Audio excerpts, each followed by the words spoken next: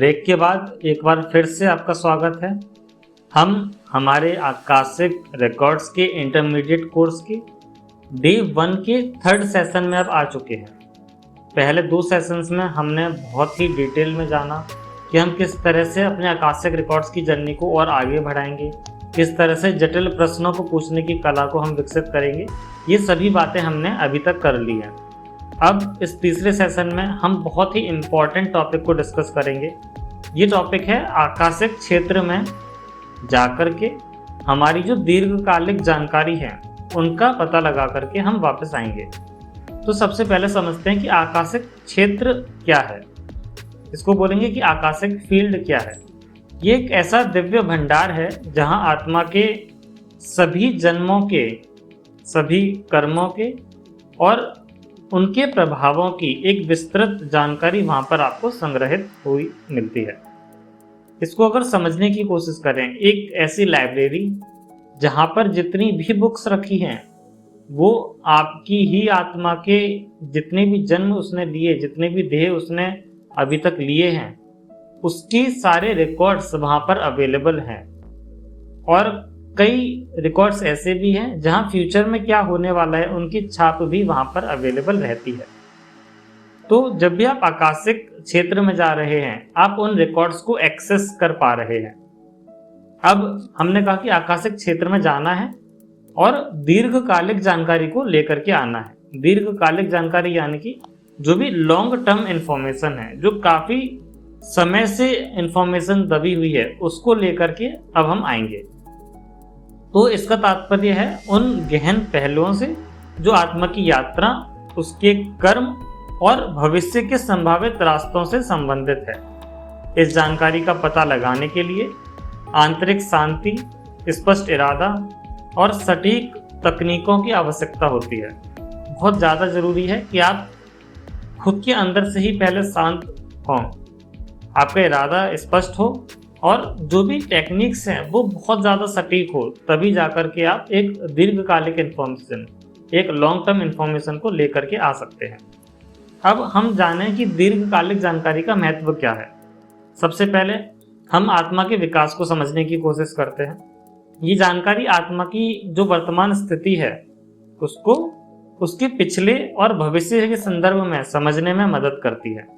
Example लें तो यदि किसी व्यक्ति का बार बार एक ही समस्या से सामना होता है तो यह जानना कि ये किस कर्म का परिणाम है, उसने ऐसा क्या कर्म किया जिसकी वजह से उसे इस तरह की सिचुएशंस फेस करनी पड़ रही है, फिर उन समस्याओं को हल करने में वो सहायक हो सकती है।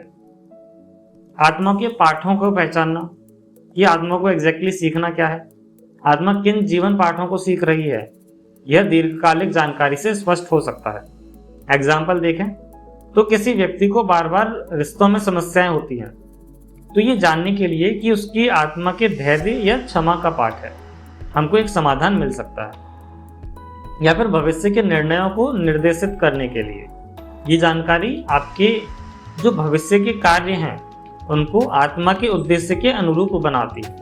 एग्जाम्पल करियर हो या फिर जीवन साथी को चुनने के लिए आप अपनी आत्मा की प्राथमिकता को समझें कि आपकी आत्मा एग्जैक्टली किस तरह का कैरियर आपसे कराना चाहती है या किस तरह का पार्टनर आपसे मिलवाना चाहती है, उसको आप समझ सकते हैं आकाशिक रिकॉर्ड्स के जरिए।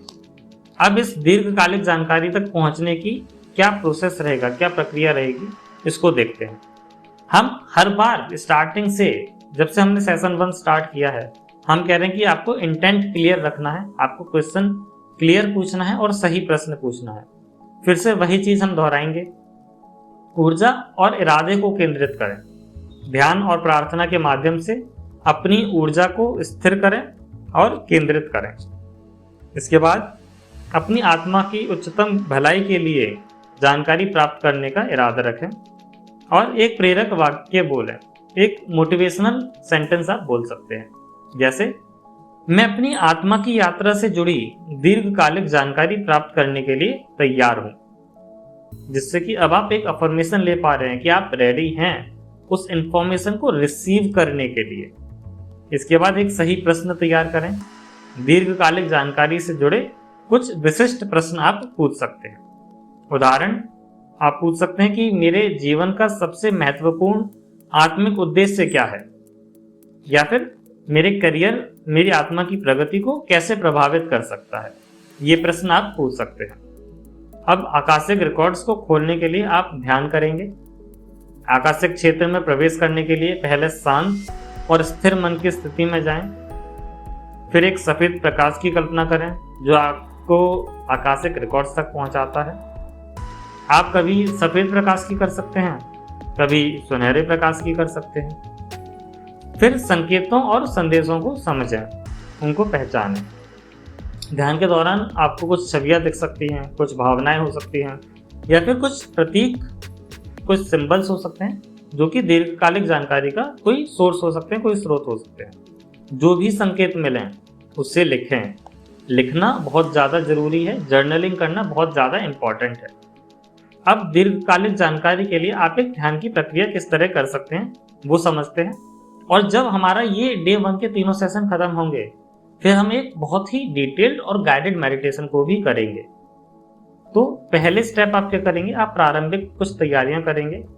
आप एक शांत स्थान पर बैठेंगे, फिर गहरी सांसें लें और अपनी ऊर्जा को स्थिर करें। जब आप ये कर पा रहे हैं, उसके बाद आप आकाशिक द्वार तक पहुंचे। अपने चारों तरफ एक सफेद प्रकाश की कल्पना करें। अपनी आत्मा का उद्देश्य स्पष्ट करने के लिए प्रार्थना करें। प्रार्थना किस तरह से करनी है हम सेशन 1 में देखकर आए हैं। प्रश्न कैसे पूछने हैं हम सेशन 2 में देख करके आए हैं। और सेशन 3 में अब हम आकाशिक रिकॉर्ड से उन इंफॉर्मेशन को निकालने की कोशिश कर रहे हैं। तो अब आप प्रश्न पूछेंगे, मेरे जीवन की आत्मा की यात्रा के दीर्घकालिक उद्देश्य क्या है। बहुत अच्छा प्रश्न है, इस तरह से आप पूछ सकते हैं। आप पूछ सकते हैं कि क्या कोई अधूरा कर्म मेरे वर्तमान जीवन को प्रभावित कर रहा है। इससे आपको एक स्पष्ट प्रश्न पूछ पा रहे हैं और एक अच्छा आंसर आपको मिल सकता है। मैंडेटरी नहीं है कि आप ऐसा ही क्वेश्चन पूछें।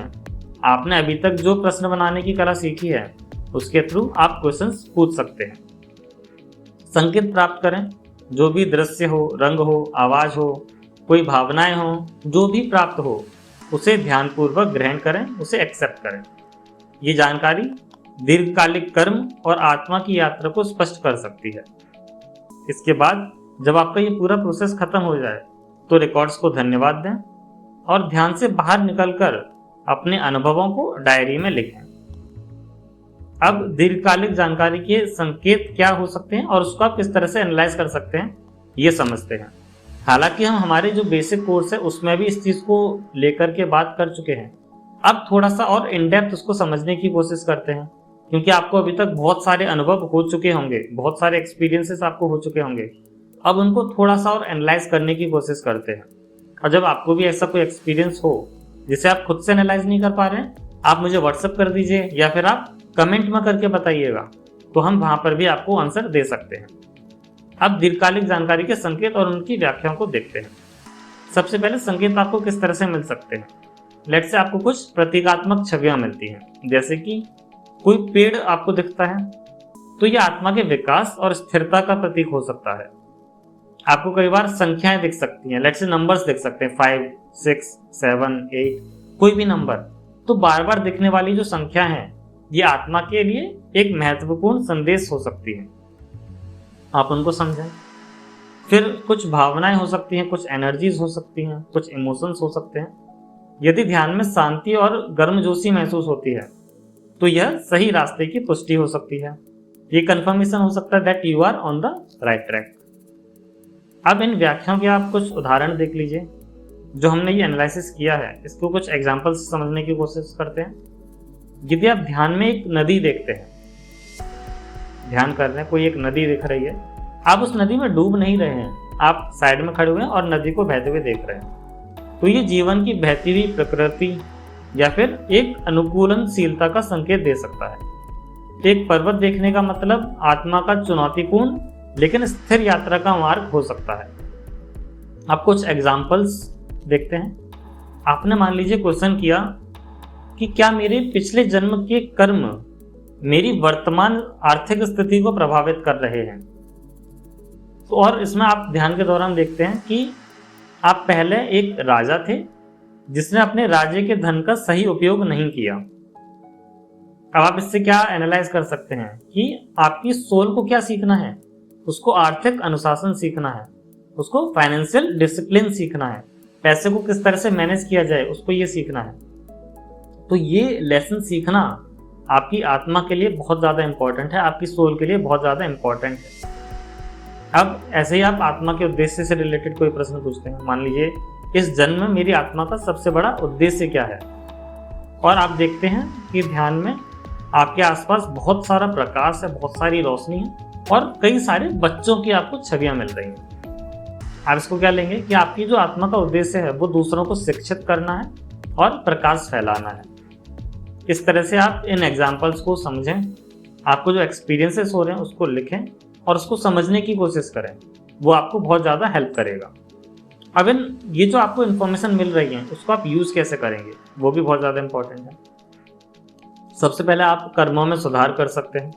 प्राप्त जो भी जानकारी आपको मिली है उसके आधार पर अपने पिछले कर्मों को सुधारें, वो ज़्यादा बेटर तरीका है।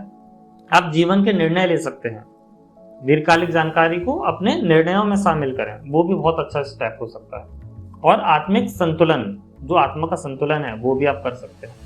आत्मा की यात्रा को समझते हुए अपने जीवन को बेहतर बना सकते हैं।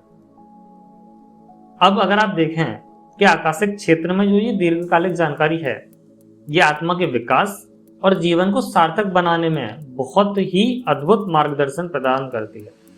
इसे प्राप्त करने के लिए सही प्रश्न, गहराई से ध्यान और संकेतों की व्याख्या की कला को समझना बहुत ही आवश्यक है। यह प्रक्रिया आत्मा की जटिलताओं को सुलझाकर जीवन को एक नई दिशा भी देती है। इस तरह से आज की वीडियो में आज जो पहला दिन हमने कवर किया है इसमें हमने 3 मुख्य चीज़ों को समझा है। सबसे पहले हमने इरादा सेट करना सीखा, हमने एक सही प्रश्न बनाना सीखा, गहराई से ध्यान किस तरह से किया जाए ये सीखा, और जो भी संकेत हमको मिल रहे हैं उसको किस तरह से एनालाइज किया जाए ये भी हमने समझने की कोशिश की। आपको अगर ये सारी चीज़ें समझ में आई हैं तो हमें कमेंट करके ज़रूर बताइएगा। कहीं कोई डाउट्स हैं, कोई क्वेश्चंस हैं तो कमेंट करके ज़रूर पूछिएगा। आप जितना भी क्वेश्चंस पूछेंगे उन सभी को हम एक क्वेश्चन आंसर की वीडियो बना करके आंसर करेंगे और उस कमेंट के अंदर भी आपको रिप्लाई ज़रूर देंगे। अगर आपको फिर भी लगे कि आपको एक पर्सनल इंटरेक्शन की नीड है, आप मुझसे बात कर सकते हैं, मैसेज कर सकते हैं, व्हाट्सअप करिए। नंबर आपको डिस्क्रिप्शन में मिल जाएगा, चैनल पर नंबर अवेलेबल है, आप वहां से हमसे कनेक्ट हो सकते हैं और हम बेटर तरीके से आपको गाइड कर पाएंगे। अब जब हम ये तीनों सेशन कर चुके हैं, आप 5 मिनट का 10 मिनट का विश्राम करें, रेस्ट करें और एक मेडिटेशन के लिए तैयार रहें। ये जो मेडिटेशन होगा ये करीबन 20 से 25 मिनट का होगा। जैसा कि आप जानते हैं आकाशिक रिकॉर्ड्स के पिछले सभी मेडिटेशन हमने इतने ही टाइम के किए हैं, जिससे कि आप एक बेटर तरीके से जा सकें, बेटर आंसर लेकर के आ सकें, एक सफिशिएंट टाइम आपके पास हो। अभी हम थोड़ा लंबा मेडिटेशन करते हैं। जब हम एडवांस कोर्स की बात करेंगे तब हम इन मेडिटेशन को छोटा करके 10 मिनट तक लेकर के आएंगे, जिससे कि आप बहुत जल्दी जा कर के वापस आएँ, क्योंकि अब आप एक्सपर्ट हो चुके होंगे। लेकिन इंटरमीडिएट लेवल में हम इसको 20 से 25 मिनट के लिए रखेंगे। तो एक शांत कमरे की व्यवस्था कर लें, मोबाइल वगैरह को बंद रखिएगा और कोशिश करिएगा इन 20 मिनट में आप स्वयं के साथ ही हों, आप अकेले ही हों, और फिर इस मेडिटेशन को आप स्टार्ट कर सकते हैं। जो भी अनुभव हो वो साझा करिएगा, डायरी में नोट जरूर करिएगा। मिलते हैं 5 मिनट के बाद। आप वीडियो को पॉज कर सकते हैं और जब भी रेडी हो तब मेडिटेशन को स्टार्ट कर लीजिएगा।